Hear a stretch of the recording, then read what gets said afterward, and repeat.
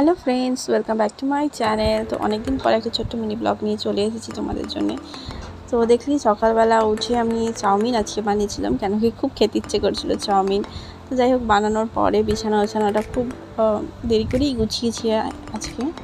তো বিছানা গোছানোর পর লাঞ্চ করে রীতিমতন ছেলেকে খাইয়ে দাইয়ে স্কুল থেকে এসে খাইয়ে দাইয়ে ওকে ফ্রেশ করে ঘুম পাড়িয়েছিলাম। তো বিকেলবেলা গেছিলাম আমি একটু বাটাতে গেছিলাম জুতো কিনতে।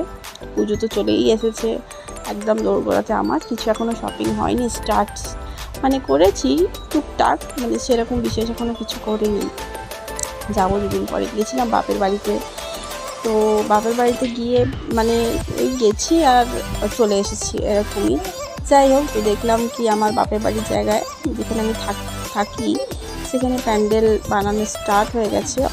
আর সেদিনকে রাত হয়ে গেছিলো, তো আর মানকোতে ফিরে যাইনি। তো